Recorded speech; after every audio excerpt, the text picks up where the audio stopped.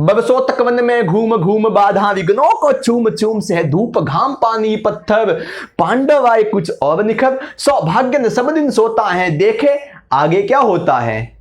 मैत्री की वहां बताने को सबको सुमार्ग पर लाने को दुर्योधन को समझाने को भीषण विध्वंस बचाने को भगवान हस्तिनापुर आए पांडव का संदेशा लाए दो न्याय अगर तो आधा दो यदि इसमें भी बाधा हो तो दे दो केवल 5 ग्राम रखो अपनी धरती तमाम हम वही खुशी से खाएंगे परिजन पर असी न उठाएंगे। पर दुर्योधन वह भी दे ना सका आशीष समाज की ले ना सका उल्टे हरि को बांधने चला जो था असाध्य साधने चला। जब नाश मनुज पर चाहता है पहले विवेक मर जाता है। हरि ने भीषण हुंकार किया अपना स्वरूप विकराल किया डगमग डगमग दिग्गज डोले भगवान कुपित होकर बोले जंजीर बढ़ाकर साध मुझे हाँ हाँ दुर्योधन बांध मुझे हाँ हाँ दुर्योधन बांध मुझे। ये कविता की पंक्तियां भारत के सांस्कृतिक कवि राष्ट्र कवि रामधारी सिंह दिनकर द्वारा रचित रश्मिवथी की है। तो आज बात उन्हीं की कर लेते हैं। रामधारी सिंह दिनकर। रामधारी सिंह दिनकर का जन्म हुआ 23 अक्टूबर 1908 को सिमरिया गांव में मुंगेर जिले में जो कि बिहार में आता है वहां पे इनका जन्म हुआ। मैथिली चरण गुप्त के बाद इनको ही राष्ट्रकवि का दर्जा दिया गया। पहले राष्ट्रकवि का दर्जा किसको दिया गया? मैथिली चरण गुप्त को, उनके बाद रामधारी सिंह दिनकर को। रामधारी सिंह दिनकर के पिता का नाम था रवि सिंह तथा माता का नाम था मनरूप देवी। उनके बचपन का नाम था ननुआ, बड़ा कोमल सा स्वीट सा नाम था, ननुआ नाम था। उनके बचपन में ही वो पढ़ने में एक मेधावी छात्र थे। उनके बचपन में ही पिताजी की मृत्यु हो गई तो कहीं ना कहीं जो घर का सारा बोझ था वो उनके बड़े भाई पे उन पे आ गया। पैसे घर पे ज्यादा थे नहीं, गरीब परिवार से थे। तो उस समय उनके बड़े भाई ने अपनी पढ़ाई के साथ सेक्रीफाइस करके रामधारी सिंह दिनकर को आगे पढ़ाया। रामधारी सिंह दिनकर पढ़ने के लिए कम से कम 16 से 17 किलोमीटर का रास्ता जो है दिल्ली जाते थे, आते थे 16-17 किलोमीटर, और बीच में पड़ती थी गंगा नदी, और उस गंगा नदी को पार करके नाव में आते जाते थे। वो रहते थे सिमरिया गांव में, किंतु उनकी जो स्कूल थी वो थी मुखामा में, और बीच में आती थी गंगा नदी। इस गंगा नदी को पार करके नाव के माध्यम से जाते थे, आते थे। करीबन 16-17 किलोमीटर का रास्ता था। जब आते थे मुखामा से सिमरिया तो कम से कम जो आखिरी क्लास थी उसको बीच में छोड़नी पड़ती थी, क्योंकि जो आखिरी नाव है कहीं वो छूट न जाए। इसलिए आगे की पढ़ाई उनकी पटना विश्वविद्यालय से हुई। पटना विश्वविद्यालय से उन्होंने स्नातक किया, मतलब बीए ली, ठीक है ना। बीए से क्या किया? स्नातक किया। इसके बाद जब अंग्रेजी हुकूमत थी तो अंग्रेजी हुकूमत में बीए करने के बाद वो नौकरी पर लगे। उन्होंने निबंधक के पद पे भी काम किया। जब देश आज़ाद हो गया तो देश आज़ाद होने के बाद उन्होंने विभिन्न विभागों में अपनी सेवा दी तथा गृह मंत्रालय में वो हिंदी सलाहकार का पद के रूप में उन्होंने काम किया, पद संभाला। वे जो थे 1952 से लेके 1967 के बीच में राज्यसभा के सांसद भी रह चुके हैं। करीबन 3 बार सांसद रह चुके हैं। रामधारी सिंह दिनकर जब भी कहते थे बेबाक होकर कहते थे, बिंदास होकर कहते थे। इसीलिए जब वो निबंधक के पद में थे ब्रिटिश हुकूमत के टाइम पे, तब उनको ब्रिटिश हुकूमत ने काफी समझाया, फिर भी वो लिखते गए और उनके खिलाफ लिखते गए, ब्रिटिश के खिलाफ। स्वतंत्रता आंदोलन में उन्होंने अपनी कलम को हथियार बना करके स्वतंत्रता आंदोलन की लड़ाई लड़ी थी। भारत आजाद हुआ तो वे पंडित नेहरू जो प्रधानमंत्री भी रह चुके हैं उनकी भी काफी आलोचना की, उनकी नीतियों की आलोचना की, जबकि वो कांग्रेस पार्टी से ही ताल्लुक रखते थे, कांग्रेस पार्टी में ही थे, उसके सदस्य थे। एक बार हुआ कुछ ऐसा कि भारत चीन का युद्ध हो गया, नेफा का युद्ध जिसको कहते हैं। उस नेफा के युद्ध के बाद उन्होंने राज्यसभा में खड़े होकर के, जहां आगे नेहरू जी बैठे थे, पीछे वो खड़े होकर भाषण दे रहे थे, और उसी राज्यसभा में बेबाकी से नेहरू जी के खिलाफ भाषण दिया। ऐसा कि नेहरू जी सुन के दंग हो गए, उनकी नीतियों के विरुद्ध भाषण दिया। हालांकि उनकी नेहरू जी से कोई व्यक्तिगत दुश्मनी नहीं थी, किंतु जो देश के हित में होता था वो उसके साथ खड़े रहते थे। जन कवि थे, देश के कवि थे, इसीलिए अपने नेता के खिलाफ भी बोलने में बिल्कुल भी नहीं हिचकिचाते थे। हुआ कुछ ऐसा कि वो दिल्ली में थे, दिल्ली में एक बड़ा सा कवि सम्मेलन होने वाला था, उसमें मुख्य अतिथि के तौर पर पंडित नेहरू आने वाले थे। पंडित नेहरू आए, वो सीढ़ियों पे खड़े थे दिनकर साहब, आए पंडित नेहरू सीढ़ियों पर थोड़े लड़खड़ा गए, तो दिनकर जी ने उनको संभाला। तो नेहरू जी ने कहा धन्यवाद, आपने हमें संभाल लिया। तो दिनकर जी ने क्या जवाब दिया पता है आपको? उन्होंने कहा कि जब जब राजनीति लड़खड़ाई है, साहित्य ने ही उसको संभाला है। ये थे रामधारी सिंह दिनकर। इसके अलावा उन्होंने कई प्रकार की कृतियां की, उन्होंने कई प्रकार की रचना की। इसमें वेणुका शामिल है, हुंकार, बसवंती, रश्मिवती। रश्मिवती से कुछ कहना चाहूंगा मैं यहाँ पे। अभी जो मैंने कविता सुनाई थी सबसे आगे पहले, वो रश्मिवती की कविता थी। रामधारी सिंह दिनकर को कर्ण से बड़ा लगाव था। जो महाभारत में जो कर्ण है ना, कर्ण से बड़ा लगाव था, और कर्ण को आधार बना के पूरी की पूरी रश्मिवती लिख दी। जो रश्मिवती है वो पूरी की पूरी कर्ण पर आधारित है कि कर्ण महाभारत का सबसे बलशाली योद्धा होने के बाद भी कैसे चला गया, कैसे ठगा गया। मतलब कहीं ना कहीं जो कर्ण को मुख्यतः जो प्रधानता प्रदान करने वाली कविता है रश्मिवती। रश्मिवती रामधारी सिंह दिनकर की जो प्रिय रचनाओं में से थी। इसके बाद उन्होंने कुरुक्षेत्र लिखी, इसके बाद उर्वशी लिखी, परशुराम की प्रतीक्षा। जब नेफा का युद्ध हुआ, रामधारी सिंह दिनकर बहुत बड़े गांधीवादी थे, लेकिन जब भारत और चीन का युद्ध हुआ, नेफा का युद्ध हुआ, उसमें भारत की हार हो गई। हिंदी चीनी भाई भाई के जो नारे थे वो एक साइड में पड़े रहे।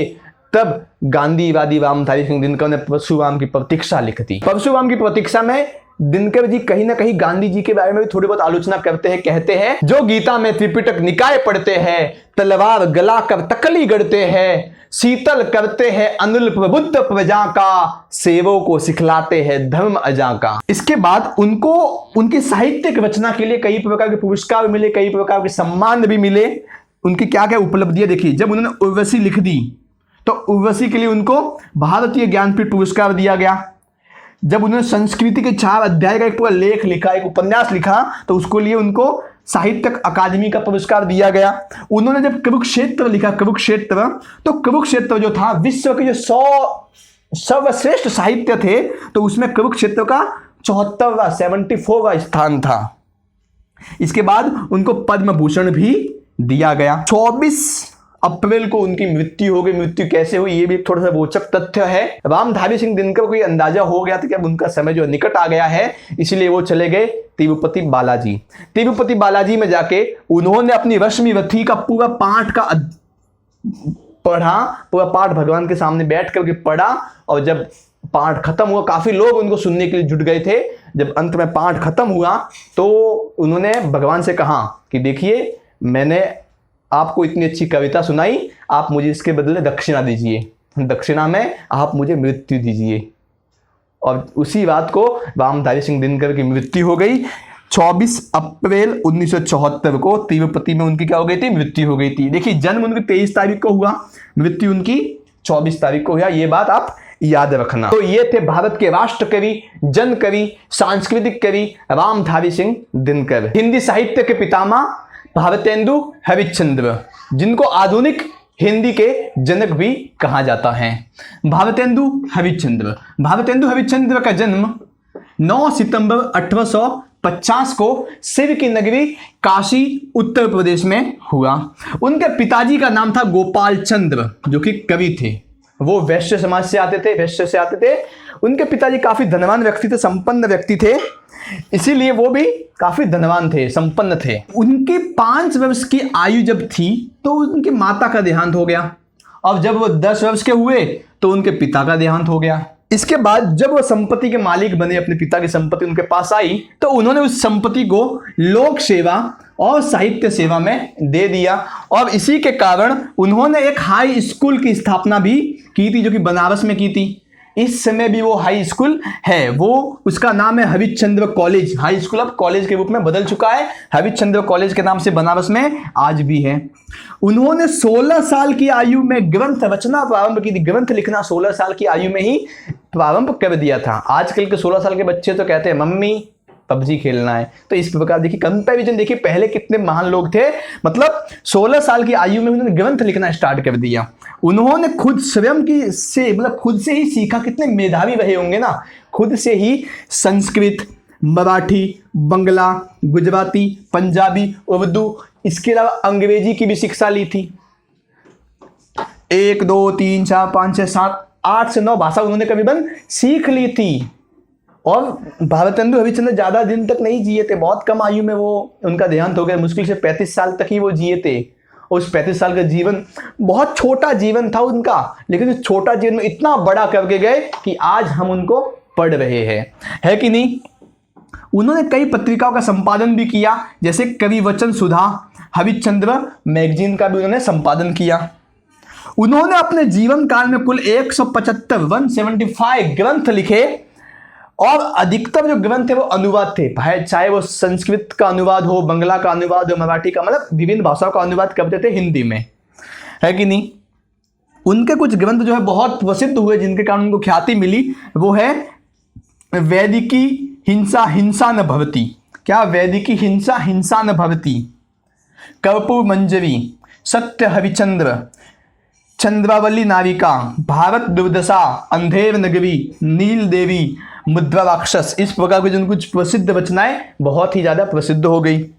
उनकी मृत्यु जो हुई वो 6 जनवरी 1885 को हो गई। 35 साल की आयु में ही उनकी मृत्यु हो गई। काफ़ी कम साल तक जिए थे, लेकिन उस छोटे से जीवन को इतना बड़ा बना दिया कि आज हम उन सबको याद करते हैं हिंदी के जनक। आज जो आधुनिक हिंदी, जब हम हिंदी बोलते हैं, उस हिंदी के जनक कहे जाते हैं भारतेंदु हरिश्चंद्र। साहित्य रचना इनसे प्रारंभ हुई हिंदी में, जो आधुनिक हिंदी में जो साहित्य रचना है इनसे ही प्रारंभ हुई, इसलिए इनको हिंदी का पितामह भी कहा जाता है। तो ये थे भारतेंदु हरिश्चंद्र। कहते अपने भारत की आत्मा गांवों में बसती है, किंतु उस आत्मा के दर्द को उजागर करने का काम कलम के सिपाही मुंशी प्रेमचंद ने किया है। जिनकी कहानियों में दलित केंद्र होता था, जिनकी कहानियों में स्त्री की वेदना केंद्र में होती थी, जिनकी कहानियों में किसान का दर्द होता था, जिनकी कहानियों में जाति व्यवस्था, वर्ण व्यवस्था की कुरीतियों के बारे में होता था, वो कलम का सिपाही मुंशी प्रेमचंद है। मुंशी प्रेमचंद का जन्म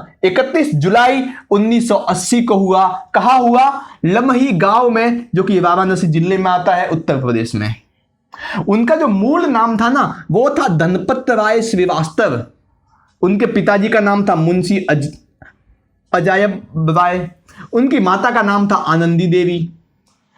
उनकी जो शिक्षा हुई ना, वो शिक्षा जो उनकी प्रारंभिक शिक्षा हुई वो फारसी भाषा से हुई। इसीलिए वो स्टार्टिंग में जब उन्होंने प्रारंभिक लेखन का काम किया तो उर्दू में ही लिखने लगे थे।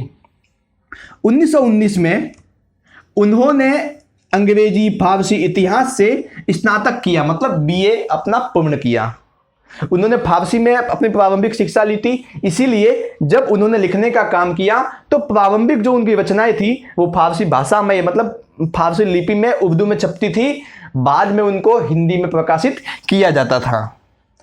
पढ़ने के बाद उनको अंग्रेजी शासन में, जब ब्रिटिश हुकूमत थी अपने देश में, तो उनको शिक्षा विभाग में इंस्पेक्टर के पद पर रखा गया। वो नियुक्त हो गए इंस्पेक्टर के पद पर। किंतु जब महात्मा गांधी ने 1921 में असहयोग आंदोलन का आह्वान किया था, तब मुंशी प्रेमचंद ने उस नौकरी से अपना त्याग पत्र दे दिया और आ गए अपने यहाँ पे, अपने साहित्य रचना पे आ गए, लेखकों पे आ गए, अपनी खुद की एक प्रेस खोल ली, पब्लिकेशन खोल लिया। उन्होंने जब प्रारंभिक रचनाएं लिखी, मैंने कहा, जैसा भी मैंने कहा कि उन्होंने अपनी प्रारंभिक रचनाएं उर्दू में लिखी थी, तो उर्दू में अपना ये धनपत राय जो उनका वास्तविक नाम था उसके नाम से नहीं लिखते थे। वो उर्दू में नवाब राय के नाम से जो है लिखते थे, कहानी लिखते थे, नीचे लिखते थे नवाब राय। लेकिन क्या हुआ कि उन्होंने एक दिन कहानी लिख दी सोजे वतन। ये कहानी जैसे ही प्रकाशित हुई, अंग्रेजों ने पढ़ी तो अंग्रेजों ने धमकी दे दी कि जो भी नवाब राय है उसको बोलो कि वो आगे से ऐसी कहानी नहीं लिखे। वो कहानी पूरी अंग्रेजों के खिलाफ थी, देश को जागरूक करने वाली थी। उस कहानी को पढ़ के अंग्रेजों के छींतरे उड़ गए, कह सकते हो, अंग्रेज बौखला गए, है कि नहीं। तो धमकी दी गई उनको कि ऐसी कहानी नहीं लिखे, तो मतलब हमेशा के लिए कहानी लिखना बंद कर दो। यहां तक कि कहते हैं कि उनको हाथ काटने की, दाया हाथ काटने की धमकी भी दी गई थी। लेकिन वो तो मुंशी प्रेमचंद से कहा, अंग्रेजों के गीदड़ भक्ति से डरने वाले थे। उन्होंने अपना नाम बदला, नवाब राय से मुंशी प्रेमचंद हुए और हिंदी में लिखना प्रारंभ किया। किसमें? हिंदी भाषा में लिखना प्रारंभ किया। इसके बाद जो बंगाल के विख्यात उपन्यासकार हुए शरतंज चट्टोपाध्याय, उन्होंने मुंशी प्रेमचंद को सम्राट कह करके संबोधित किया। मुंशी प्रेमचंद ने अपने जीवन में जो स्वतंत्रता की लड़ाई में अपनी कलम से काफी लोगों में जागरूकता फैला, इसलिए उनको कलम का सिपाही भी कहा गया। उनकी कम उम्र में ही शादी हो गई थी, लगभग 16-17 साल की उम्र में उनका विवाह हो चुका था मुंशी प्रेमचंद का। मुंशी प्रेमचंद की जो मृत्यु है वो 8 अक्टूबर 1936 के दिन हुई थी। उनकी कुछ प्रमुख कृतियां हैं, जैसे कि सबसे पहले कहानी संग्रह पाए तो मानसरोवर। उन्होंने जितनी कहानी लिखी उस कहानी को मानसरोवर नाम की एक कृति में बंद करके, उसमें 8 भाग थे और 8 भाग में उनकी संपूर्ण कहानियां मुंशी प्रेमचंद की समाहित की गई।